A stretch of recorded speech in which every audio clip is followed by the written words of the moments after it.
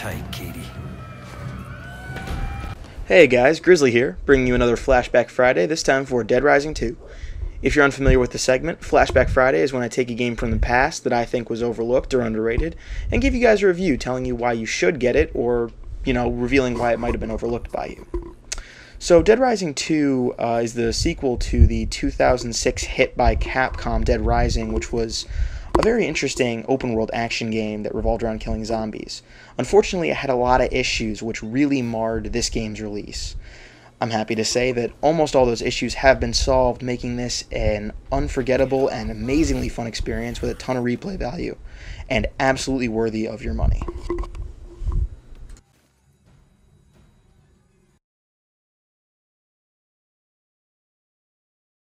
In the story, you play as Chuck Green, a tough-as-nails motocross rider, moonlighting on the show Terror is Reality, a show all about killing zombies in interesting ways.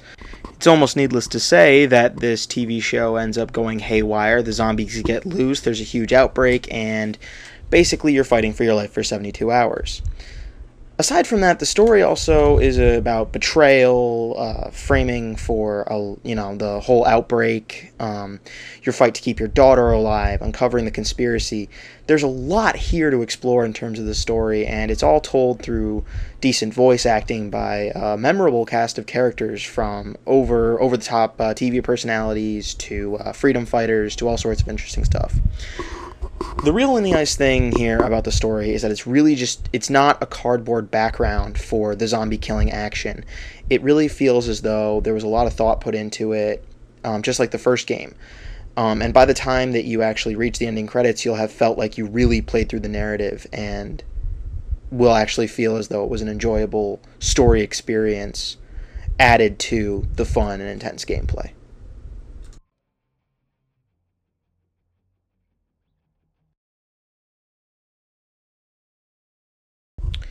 Graphically, this game is a major improvement over the first game. The lighting effects are better, the character model is sharper, the environment's more detailed. Basically, everything that could be improved absolutely was. And the game comes out more shiny and polished than it did 3 years ago. There are still a ton of enemies on the screen, despite the massive graphical improvements, which to me was a really nice touch, because usually when I see, real big graphical improvements, I don't see the same amount of stuff on the screen because of the computation that they have to do. But that wasn't the case here. There's usually a ton of zombies on the screen at any given time, which to me was a very impressive feat.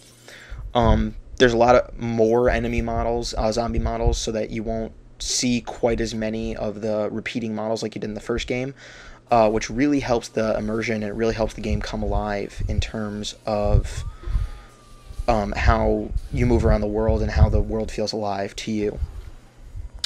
The environments are also more diverse this time around, making each section of the mall feel different and unique in its own way. The lighting effects also add a great deal more atmosphere to the game as a whole, since it can add a much more creepy air to it than the first game ever achieved, at the same time making the game's graphical prowess even more poignant. So overall, it's just a pretty good graphical package. However, there is one downside. The frame rate does dip sometimes, and the animations can be a little stiff. But overall, these are two small complaints on an overall much good package, or a much better package. Graphically, this game is absolutely fantastic in HD, so if you can, you should play it that way. However, this is one of the better games for components, so if you have to play it that way, it's not as bad as most games. So.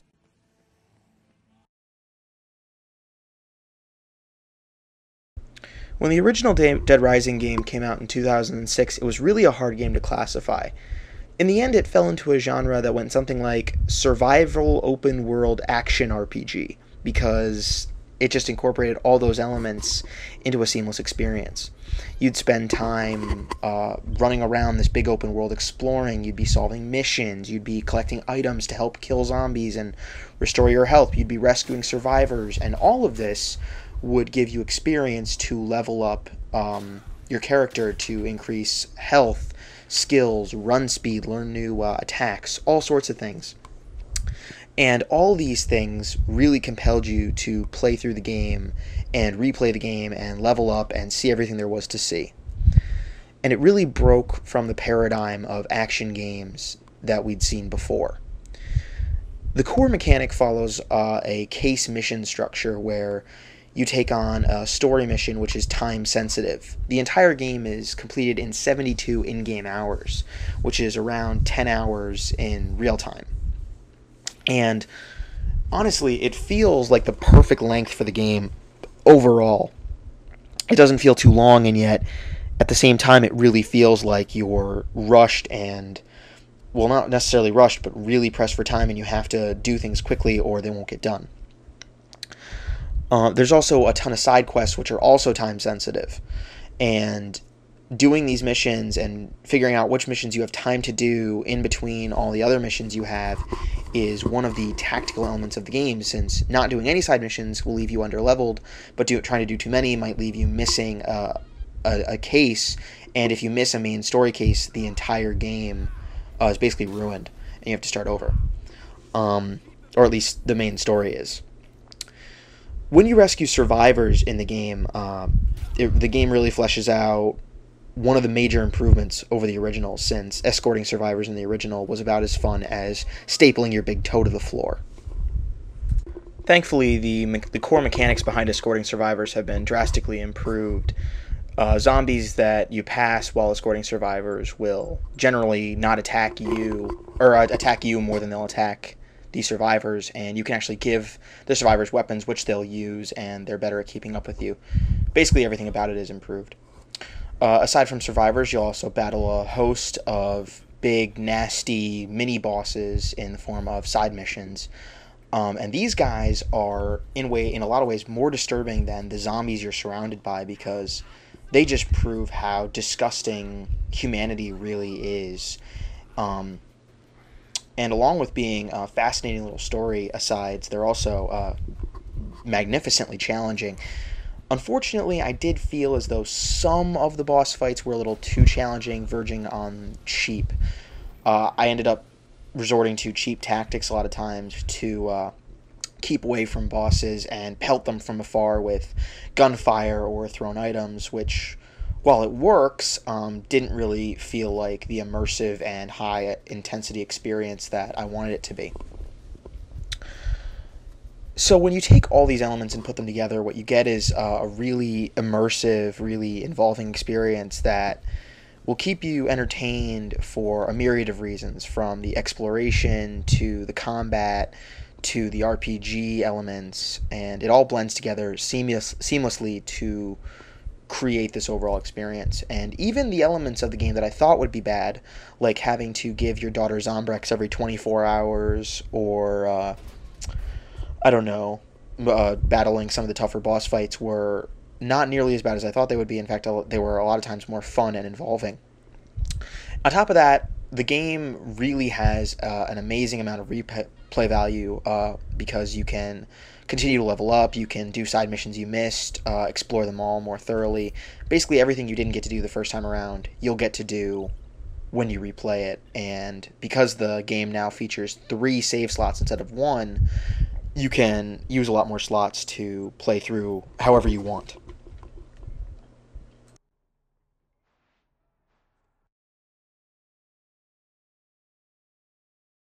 So in the end, Dead Rising 2 blends together this really interesting mix of unusual elements into a game that is absolutely worth playing.